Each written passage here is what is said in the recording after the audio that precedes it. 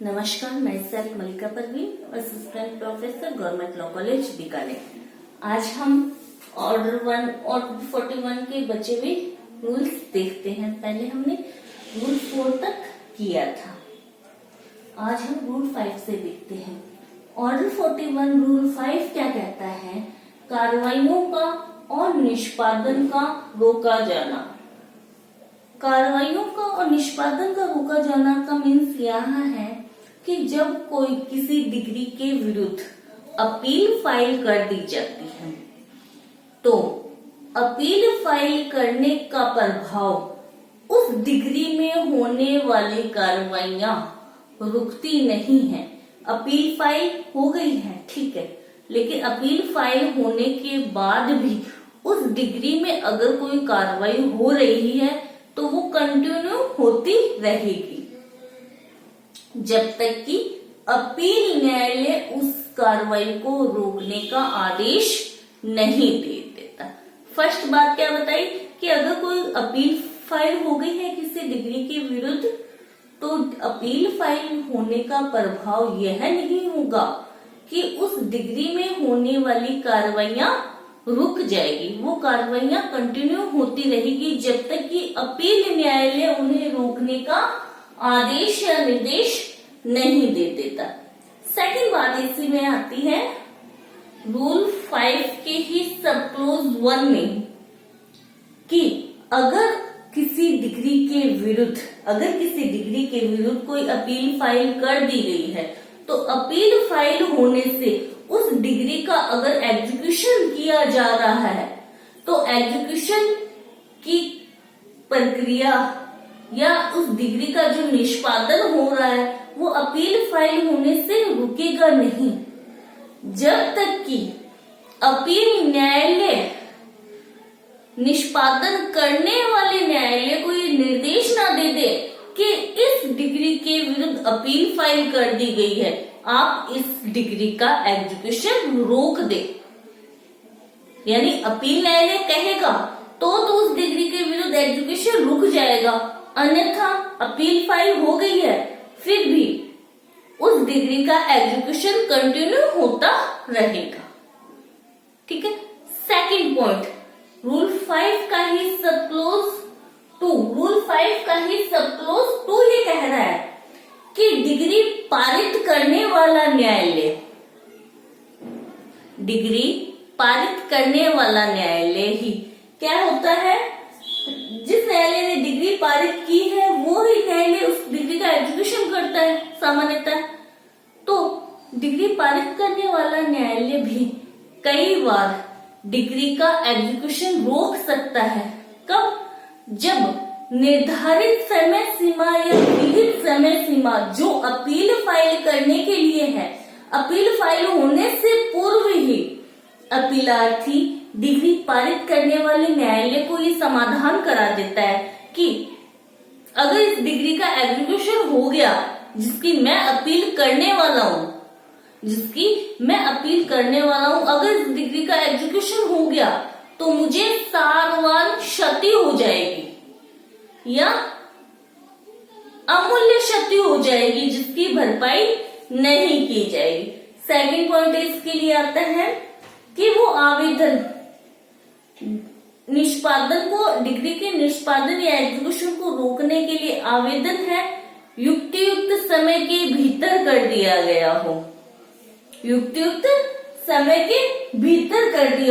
और यदि डिग्री पारित करने वाला न्यायालय उस आवेदक को कह दे कि हाँ मैं इस डिग्री का एग्जीक्यूशन रोक सकता हूँ, लेकिन आपको इसके लिए पहले श्योरिटी जमा करानी होगी, आपको प्रतिभूति जमा करानी होगी।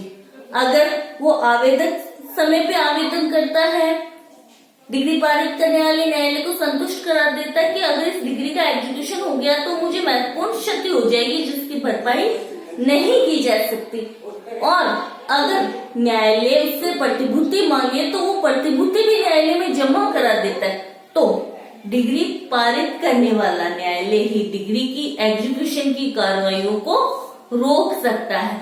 तो रूल 5 में 2 पॉइंट थे। फर्स्ट तो रुकेगी नहीं कार्रवाई, लेकिन जब अपील न्यायालय कह देता है तो रुक जाएगी। सेकंड पॉइंट कहता है डिग्री पारित करने वाला यानी जो एग्जीक्यूशन कर रहा है वो स्वयं भी डिग्री के एग्जीक्यूशन की कार्रवाइयों को रोकने के लिए सक्षम है अगर उसके पास में आवेदन आ जाता है। ठीक है, फिर आता है रूल 6, डिग्री के निष्पादन के लिए आदेश की दशा में प्रतिभूति। ये कह रहा है जैसे एक्स और वाई के बीच में कोई वाद चला, एक्स और वाई के बीच में वाद चला, एक्स के फेवर में आ गई डिग्री। ठीक है, एक्स के फेवर में आ गई डिग्री। अब उस डिग्री का क्या है, एग्जीक्यूशन हो रहा है, निष्पादन हो रहा है। एक्स ने निष्पादन के लिए आवेदन कर दिया, अब उसका निष्पादन किया जा रहा है। निष्पादन करने के समय ही वाई आता है और अपील लगाता है, और अपील के साथ में ही डिग्री का जो निष्पादन करने वाला न्यायालय है उसको कहता है इस निष्पादन को आप रोकने का आदेश दे, अन्यथा मुझे महत्वपूर्ण क्षति हो जाएगी। तो जो डिग्री का एग्जीक्यूशन कर रहा न्यायालय वो उससे क्या है, प्रतिभूति मांगेगा कि आप श्योरिटी जमा कराओ कि अगर इस डिग्री का एग्जीक्यूशन हो गया और अपील में अगर ये डिग्री उलट दी गई तो मुझे प्रत्यय स्थापन यानी सबरोगेशन के लिए, संपत्ति की प्रत्यय स्थापन के लिए दोबारा आवेदन करना होगा। तो वहां पे वो प्रतिभूति जमा करा देता है, तो फिर उसको डिग्री के निष्पादन को रोकने का आदेश दिया जा सकता है। फिर आता है रूल 7। रूल 7 कह रहा है कि रूल 6 वाली यानी प्रतिभूति देने का आदेश किसको नहीं दिया जाएगा। कुछ ऐसे मामले होते हैं जिनमें सरकार या लोक अधिकारी क्या है, पक्षकार होता है, वो आवेदन करने आवेदक होते हैं, तो सरकार या लोक अधिकारी से प्रतिभूति की मांग नहीं की जाएगी।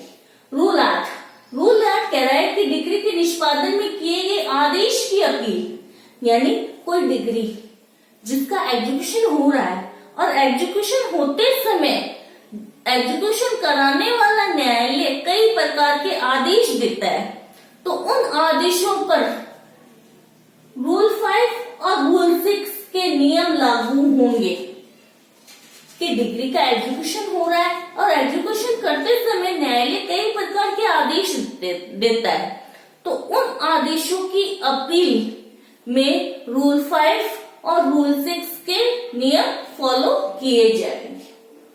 इंपॉर्टेंट रूल 9 ये कह रहा है कि अपीलों के ज्ञापन को रजिस्टर में चढ़ाया जाना, अपीलों के ज्ञापन को रजिस्टर में चढ़ाया जाना यानी रूल 9 ये कह रहा है कि जब अपील फाइल कर ली जाती है तो उसके बाद में क्या प्रोसीजर किया जाता है या क्या प्रक्रिया अपनाई जाती है।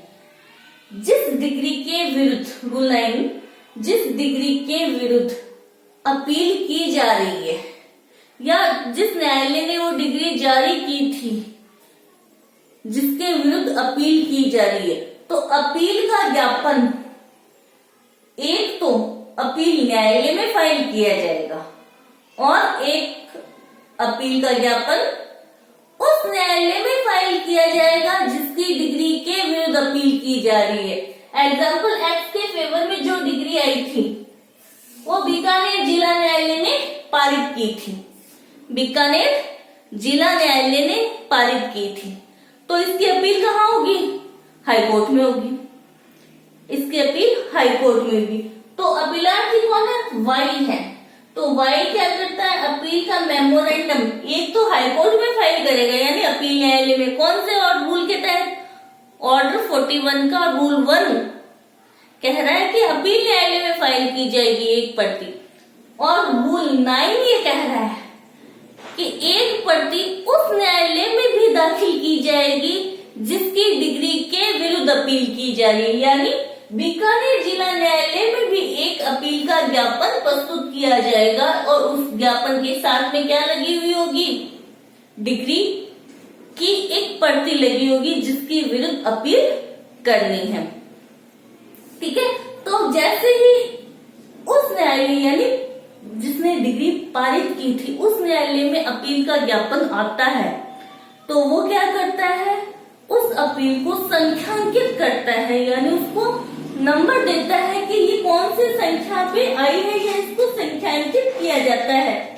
ठीक है, और फिर उसको क्या है, अपीलों का एक रजिस्टर होता है, उसमें एंट्री कर दी जाती है कि ये वाला संख्यांक है और ये अपील संख्या, यानी उसको जब संख्यांकित किया जाता है अपील को तो उसको एक रजिस्टर मेंटेन किया जाता है। डिग्री पारित करने वाला न्यायालय ही अपीलों का रजिस्टर मेंटेन कौन करता है, डिग्री पारित करने वाला ही न्यायालय अपीलों का रजिस्टर मेंटेन करता है। और ये कहाँ पे रखा जाएगा, ये उस न्याय अपीलों का रजिस्टर कहाँ पे रखा जाएगा, ये उस न्यायालय के पास रखा जाएगा जिसने डिग्री पारित की थी और जिसकी डिग्री के विरुद्ध अपील फाइल की गई है। ठीक है, समझ आया होगा कि वाई अपील करता है तो एक कॉपी कहाँ लगाएगा, हाईकोर्ट लगाएगा, अपील न्यायालय हाईकोर्ट है, और एक अपील के ज्ञापन की कॉपी कहाँ पे लगाएगा, बीकानेर जिला न्यायालय जिसने डिग्री पारित की थी वहां लगाएगा। और अपीलों का रजिस्टर कहाँ, बीकानेर जिला न्यायालय के पास रखा जाएगा। नेक्स्ट रूल 10, अपीलार्थी से प्रतिभूति लिया जाना।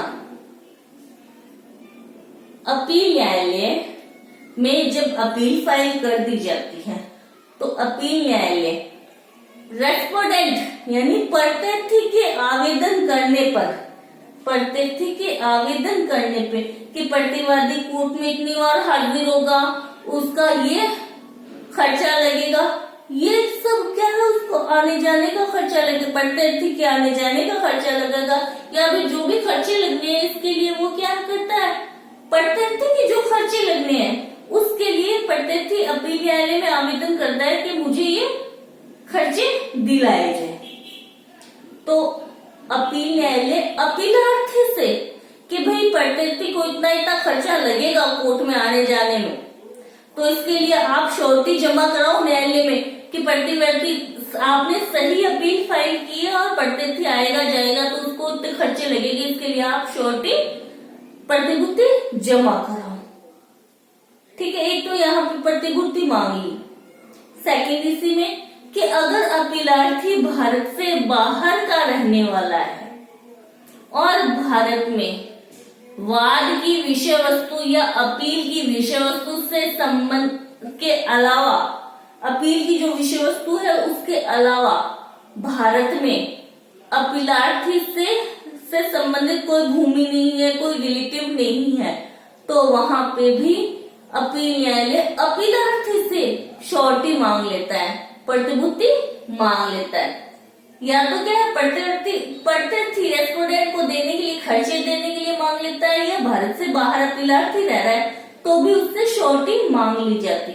तो दोनों ही कंडीशन में या दोनों में से किसी एक भी कंडीशन में अपीलार्थी अगर श्योरिटी जमा कराने में असफल रहता है या इनकार करता है, प्रतिभूति जमा नहीं कराता, तो अपील न्यायालय क्या करता है, प्रतिभूति अपीलार्थी ने नहीं दी तो अपील क्या कर दी जाएगी, खारिज कर दी जाएगी, नामंजूर कर दी जाएगी।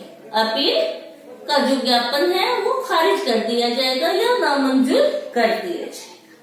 फिर नेक्स्ट आता है रूल 11, निचले न्यायालय को सूचना बिना अपील का ज्ञापन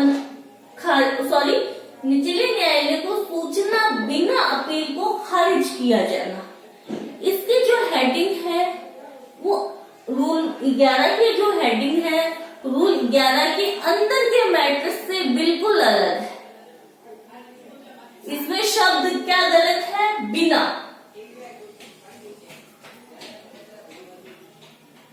यानी ये कह रहा है रूल 11 अंदर से जो मैटर है वो ये कह रहा है कि अपील का ज्ञापन ग्रहण करने के बाद में क्या करता है, अपील न्यायालय एक तारीख निश्चित करता है कि इस दिन अपीलार्थी को कोर्ट में हाजिर होना है, और अपीलार्थी क्या करता है, उस दिन हाजिर हो जाता है, फर्स्ट हो जाता है, और उसको सुनने के बाद में, अपीलार्थी को सुनने के बाद में न्यायालय को लगता है कि नहीं, अपील चलने योग्य नहीं है, तो अपील न्यायालय क्या करता है, अपील के ज्ञापन को खारिज कर देता है।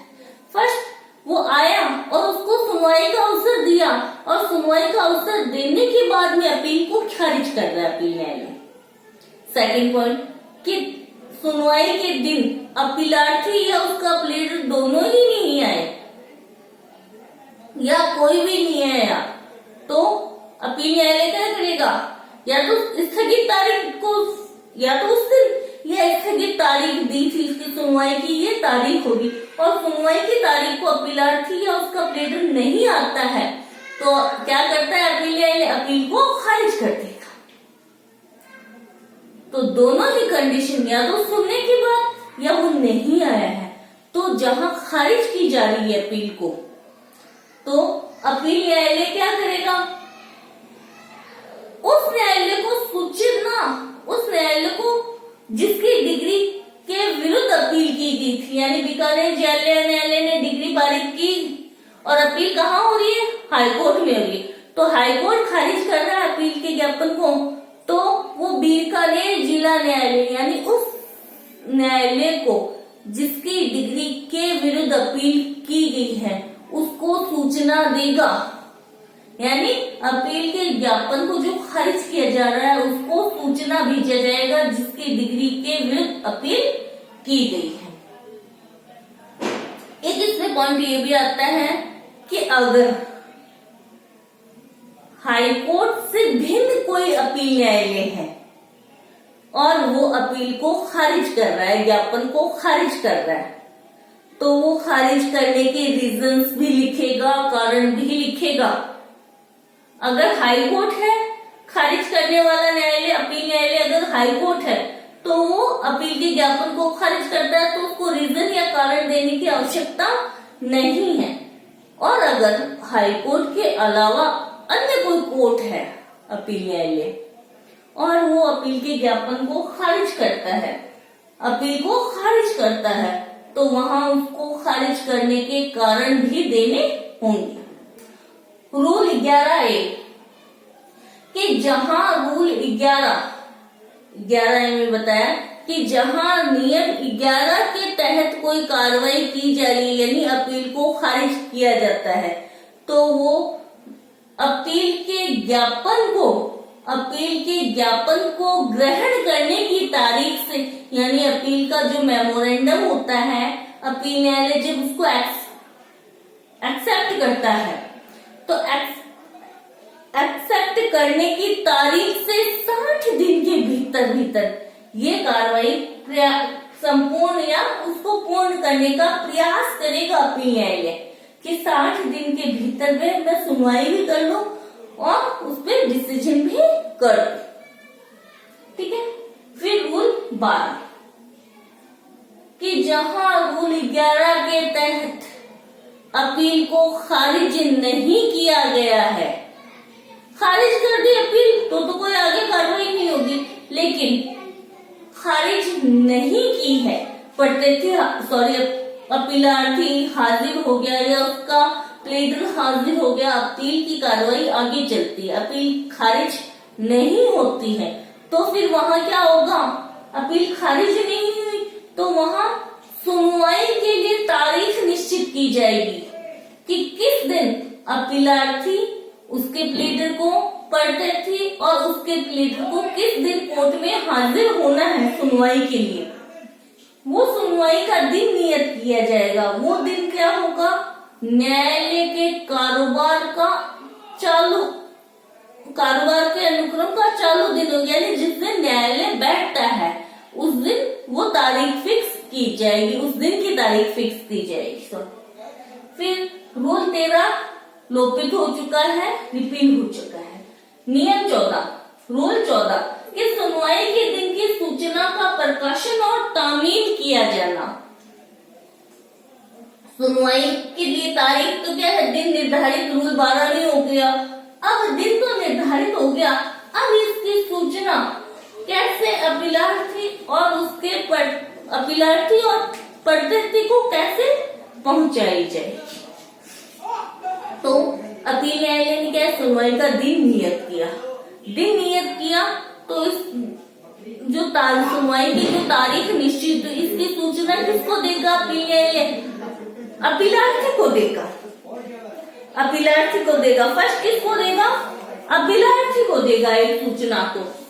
सेकंड किस? अपीलार्थी को देगा। सेकंड किसको देगा? डिग्री पारित करने वाले न्यायालय को देगा, कोर्ट को देगा। और थर्ड, डिग्री पारित करने वाले न्यायालय की मार्फत के थ्रू परीक्षार्थी को सूचना पहुंचाएगा। फर्स्ट पॉइंट तो ये कह रहा है रूल 14 का कि अपील न्यायालय क्या करेगा?